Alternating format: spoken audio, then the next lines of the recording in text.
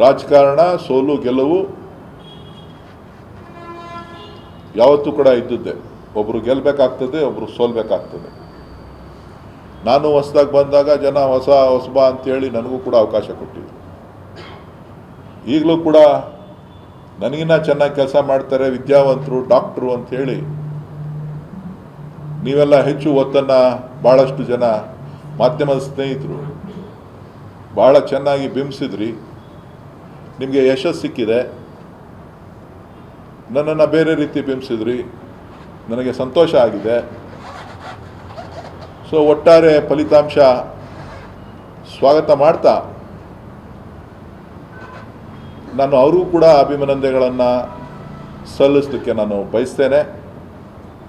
ಯಾರು ಹೊಸ ನೂತನ ಲೋಕಸಭಾ ಸದಸ್ಯರಾಗಿದ್ದಾರೆ ಡಾಕ್ಟರ್ ಮಂಜುನಾಥ್ರವರು ಕೂಡ ಈ ಸಂದರ್ಭದಲ್ಲಿ ಅವತ್ತೇ ನಾನು ಹೇಳಿದ್ದೆ, ಇವತ್ತು ಹೇಳ್ತಾ ಇದ್ದೇನೆ, ಅವರಿಗೆ ಅಭಿನಂದನೆಗಳನ್ನು ಸಲ್ಲಿಸ್ತೇನೆ. ಆದರೆ ಒಂದು,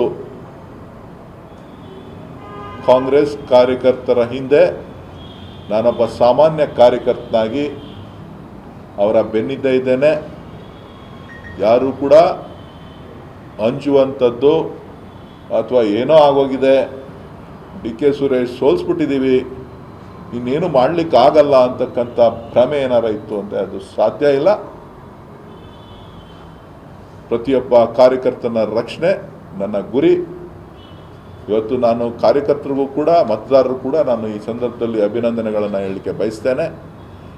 ಎಲ್ಲ ನನ್ನ ಪಕ್ಷದ ಹಿರಿಯ ಮುಖಂಡರಿರ್ಬೋದು, ಕಿರಿಯ ಮುಖಂಡರಿರ್ಬೋದು, ರಾಜ್ಯ ಮಟ್ಟದ ನಾಯಕರಿರ್ಬೋದು, ರಾಷ್ಟ್ರೀಯ ಮಟ್ಟದ ನಾಯಕರಿರ್ಬೋದು, ಮಲ್ಲಿಕಾರ್ಜುನ್ ಖರ್ಗೆ ಅವರಾದಿಯಾಗಿ, ಸನ್ಮಾನ್ಯ ಮುಖ್ಯಮಂತ್ರಿ ಸಿದ್ದರಾಮಯ್ಯನವರಾದಿಯಾಗಿ, ಜಿಲ್ಲಾ ಉಸ್ತುವಾರಿ ಸಚಿವರಾದಂಥ ರಾಮಲಿಂಗ ರೆಡ್ಡಿ ಅವರು ಮತ್ತು ಉಪಮುಖ್ಯಮಂತ್ರಿಗಳಂಥ ಡಿ ಕೆ ಶಿವಕುಮಾರ್ ಅವರು, ಅವರೆಲ್ಲರ ನೇತೃತ್ವದಲ್ಲಿ ಇವತ್ತು ಸಂಪೂರ್ಣವಾದಂಥ ಸಹಕಾರವನ್ನು ನನಗೆ ನೀಡಿದ್ದಾರೆ, ಆಶೀರ್ವಾದ ಮಾಡಿದ್ದಾರೆ.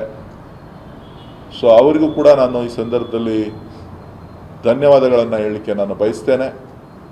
ಅದರ ಜೊತೆಯಲ್ಲಿ ಜಿಲ್ಲಾ ನಾಯಕರುಗಳು, ಶಾಸಕರುಗಳು, ಎಲ್ಲ ಮುಖಂಡರುಗಳು, ಪಕ್ಷದ ಅಧ್ಯಕ್ಷರು, ಕಾರ್ಯಕರ್ತರು ಎಲ್ಲರೂ ಕೂಡ ಪ್ರಾಮಾಣಿಕವಾಗಿ ನನಗೆ ಬೆಂಬಲವನ್ನು ಕೊಡ್ತಾ ಹಗಲು ರಾತ್ರಿ ಕೆಲಸ ಮಾಡಿದ್ದಾರೆ. ಆ ತೃಪ್ತಿ ನನಗಿದೆ.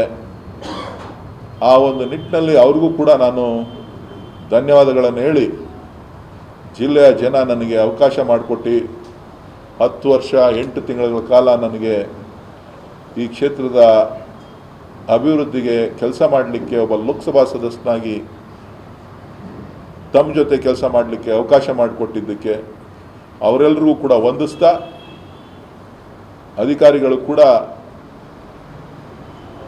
ಸಾಕಷ್ಟು ಸಹಕಾರವನ್ನು ಕೊಟ್ಟಿದ್ದಾರೆ. ನಾನೇನು ವೈಯಕ್ತಿಕವಾಗಿ ಯಾರ ಮೇಲೂ ಕೂಡ ಆರೋಪಗಳನ್ನು ಮಾಡಿದವನಲ್ಲ, ಯಾರಿಗೂ ಕೂಡ ತೊಂದರೆಯನ್ನು ಕೊಟ್ಟವನಲ್ಲ. ನನ್ನ ಗುರಿ ಈ ಕ್ಷೇತ್ರದ, ಈ ಜಿಲ್ಲೆಯ ರೈತರ ಕಷ್ಟವನ್ನು ನಿವಾರಣೆ ಮಾಡ್ತಕ್ಕಂಥ ಗುರಿಯನ್ನು ಇಟ್ಕೊಂಡು ನಾನು ಕೆಲಸ ಮಾಡಿದ್ದೇನೆ ಹೊರತು ವೈಯಕ್ತಿಕ ಲಾಭಕ್ಕೆ ಯಾವತ್ತೂ ಕೂಡ ನಾನು ಕೆಲಸ ಮಾಡಿದಂಥವನಲ್ಲ. ಅವರೆಲ್ಲ ಮನಸ್ಸಿಗೆ ಏನಾದರೂ ಅನ್ಯಥಾ ಬೇಜಾರಾಗಿದ್ದರೆ,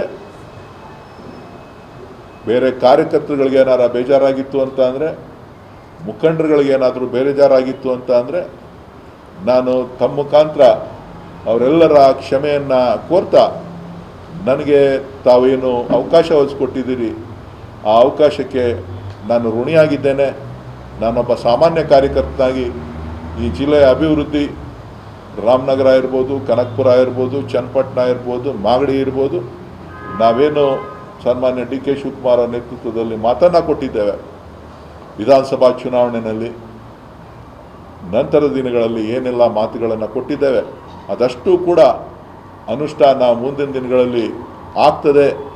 ಯಾವುದಕ್ಕೂ ಕೂಡ ವೇಗ ಕಡಿಮೆ ಆಗೋದಿಲ್ಲ. ನಾನೊಬ್ಬ ಕಾರ್ಯಕರ್ತನಾಗಿ ನಿಮ್ಮ ಜೊತೆ ಇರ್ತೇನೆ. ಮಾಧ್ಯಮದ ಸಹಕಾರವನ್ನು ಮತ್ತೊಮ್ಮೆ ಕೋರ್ತಾ, ತಾವೆಲ್ಲರೂ ತೋರಿದಂಥ ಪ್ರೀತಿ ವಿಶ್ವಾಸಕ್ಕೆ, ತಾವು ತೋರಿಸಿದಂಥ ಸಹಕಾರಕ್ಕೆ ಮತ್ತೊಮ್ಮೆ ನಾನು ನಿಮಗೆ ಕೃತಜ್ಞತೆಗಳನ್ನು ಹೇಳಿ ನನ್ನ ಮಾತುಗಳನ್ನು ಮುಗಿಸ್ತಾ ಇದ್ದೀನಿ. ತಮ್ಮ ವಿಚಾರಗಳೇನಾರ ಇದ್ದರೆ ತಾವು ಪ್ರಶ್ನಿಸ್ಬೋದು.